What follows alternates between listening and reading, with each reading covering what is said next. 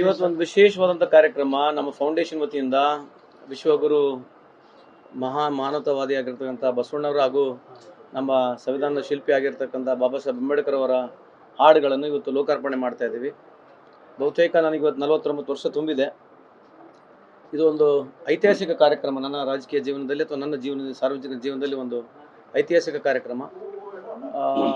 ಕಳೆದ ಭಾಳ ವರ್ಷಗಳಿಂದ ಇವತ್ತೇನು ಯಂಗರ್ ಜನ್ರೇಷನಲ್ಲಿದೆ, ಈ ಬಸವಣ್ಣರು ಹಾಗೂ ಅಂಬೇಡ್ಕರ್ ಅವರ ಭಾವನೆಗಳನ್ನು, ಅಂಬೇಡ್ಕರ್ ವಿಚಾರಗಳನ್ನು, ಬಸವಣ್ಣರ ವಿಚಾರಗಳನ್ನು ಜನಕ್ಕೆ ಮುಟ್ಟಿಸ್ತಕ್ಕಂಥದ್ದು ಮ್ಯೂಸಿಕ್ ಮುಖಾಂತರ ಈಸಿ ಆಗ್ಬೋದು ಆ ಉದ್ದೇಶದಿಂದ ಈ ಒಂದು ಕಾರ್ಯಕ್ರಮ ಇಷ್ಟು ದೊಡ್ಡ ಪ್ರಮಾಣದಲ್ಲಿ ಮಾಡ್ತಾ ಇದ್ದೀವಿ.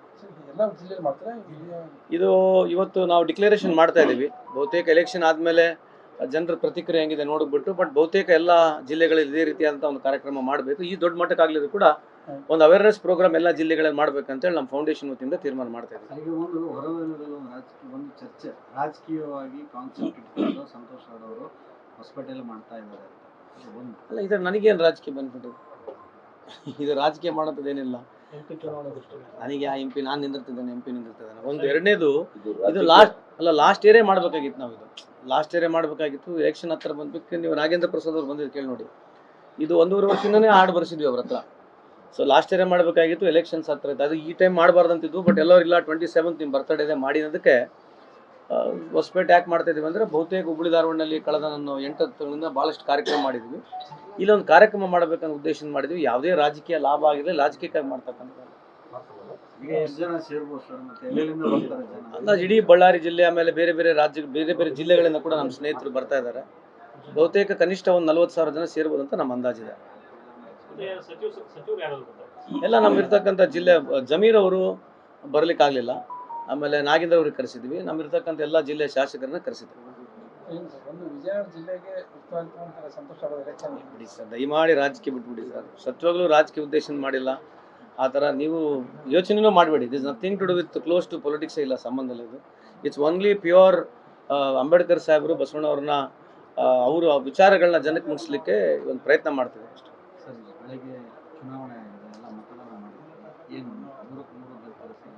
ಈಗ ಮೇಲ್ನೋಟದಲ್ಲಂತೂ ಆಲ್ರೆಡಿ ಗೆದ್ದಿದ್ದೇವೆ ಅಂತ ಕಾಣ್ತಾ ಇದ್ದೇವೆ. ಬಟ್ ಎನಿವೇ ಕೌಂಟ್ ಆಗಬೇಕು. ಬಟ್ ಐ ಆಮ್ 100% ಶ್ಯೂರ್ ನಮ್ಮ 3 ಅಭ್ಯರ್ಥಿಗಳು ನಾವೇನು ಬಯಸಿದ್ವಿ ಅದಕ್ಕಿಂತ ಹೆಚ್ಚು ಮತ ಸಿಗ್ತಾವೆ ಅಂತ ಬೆಳಗ್ಗೆ ಹೇಳಿದ್ದೆ. ಆ ದಿಕ್ಕಿನಲ್ಲಿ ನಾವಿದೀವಿ ಅಂತ ಕಾಣ್ತಾ ಇದ್ದೀವಿ. ಅದು ಈ ಥರ ವಿಚಾರಗಳಿದಾವಲ್ಲ, ಯಾವಾಗ ಟೆಕ್ನಿಕಲಿ 5ನೇ ಕ್ಯಾಂಡಿಡೇಟ್ ಹಾಕಬಾರ್ದಾಗಿತ್ತು. ಅವರು ಹಾಕಿದ ನಂತರ ಮತ್ತು ಈ ಥರದ್ದು ಕೋಚಿಂಗ್ ಮಾಡ್ತಾರೆ. ಸೊ ಇದೇನು ಹೊಸದಾಗಿ ಮಾಡರ್ನ್ ಪೊಲಿಟಿಕ್ಸ್ ಆಗ್ಬಿಟ್ಟೈತೆ. ಸೊ ಈ ಒಂದು ವ್ಯವಸ್ಥೆಯಲ್ಲಿ ಅವ್ರು ಭಾಳ ಎಕ್ಸ್ಪರ್ಟ್ ಇರೋದ್ರಿಂದ ನಾವು ಸ್ವಲ್ಪ ಎಚ್ಚರಿಸ್ಕೋಬೇಕಲ್ಲ. ಸೊ ಕಳೆದ ಬಾರಿ 16 MLನ ಕರ್ಕೊಂಡು ಹೋದರು. ಸೊ MP ನಲ್ಲಿ ಸರ್ಕಾರ ಬೆಳೆಸಿದ್ರು, ಗೋವಾನಲ್ಲಿ ಸರ್ಕಾರ ಬೆಳೆಸಿದ್ರು. ಮೊನ್ನೆ ಚಂಡೀಗಢನಲ್ಲಿ ಎಲೆಕ್ಷನ್ನೇ ಫ್ರಾಡ್ ಮಾಡಿಬಿಟ್ರು. ಸೊ ಮೇಯರ್ ಎಲೆಕ್ಷನ್ನೇ ಫ್ರಾಡ್ ಮಾಡಿಬಿಟ್ರು. ಎಲೆಕ್ಷನ್ ರಿಟರ್ನಿಂಗ್ ಆಫೀಸರೇ ವ್ಯಾಲಿಡ್ ಇನ್ವ್ಯಾಲಿಡ್ ವೋಟ್ಸ್ ಆಗ್ತಕ್ಕಂಥದ್ದು ಕಣ್ಣಾರೆ ನೋಡಿದ್ದೀವಿ. ಸೊ ಇದರ ಎಕ್ಸ್ಪರ್ಟ್ ಇರ್ತಕ್ಕಂಥ BJP ಮತ್ತೆ ಹೆಂಗೆ ಮಾಡ್ಬೇಕು? ನಾವು ಪ್ರಜಾಪ್ರಭುತ್ವ ಉಳಿಸ್ಬೇಕಲ್ಲ.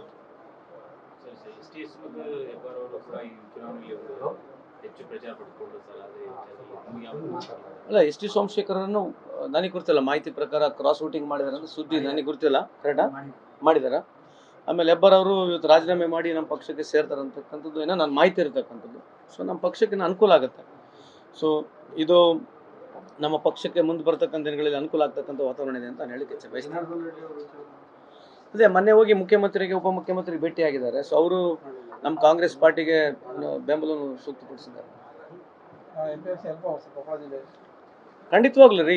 ನೋಡ್ರಿ, ಎಲ್ಲರದ್ದು ಒಂದು ಬಲ ಇದೆ ಅಲ್ಲ ರಾಜಕಾರಣದಾಗ. ನಿಮ್ಮದು ಒಂದು ಬಲ ಇದೆ, ನಮ್ಮದು ಒಂದು ಬಲ ಇದೆ, ಎಲ್ಲರ ಬಲ ಇದೆ. ಸೊ ಯಾರು ನಮ್ಮ ಪಕ್ಷಕ್ಕೆ ಸೇರ್ತಾರೆ, ಸೊ ನಮಗೆ ಯಾವಾಗಲೂ ಅನುಕೂಲನೇ ಆಗುತ್ತಲ್ಲ. ಯಾರು ಜನ ನಮ್ಮ ಪಕ್ಷಕ್ಕೆ ಸೇರ್ತಾರೆ, ನಮ್ಮ ಸಿದ್ಧಾಂತ, ನಮ್ಮ ನೇತೃತ್ವ, ವಿಶೇಷವಾಗಿ ಸಿದ್ದರಾಮಯ್ಯ ಸಾಹೇಬ್ರ ನೇತೃತ್ವ, DK ಶಿವಕುಮಾರ್ ಅವ್ರ ನೇತೃತ್ವ, ಆಮೇಲೆ ನಮ್ಮ ಪಕ್ಷದ ಸಿದ್ಧಾಂತಗಳನ್ನು ಮೆಚ್ಚಿಕೊಂಡು ಯಾರು ನಮ್ಮ ಪಕ್ಷಕ್ಕೆ ಸೇರ್ತಾರೆ, ನಮಗೆ ಖಂಡಿತವಾಗಿ ಅನುಕೂಲ ಆಗುತ್ತೆ. Thank you.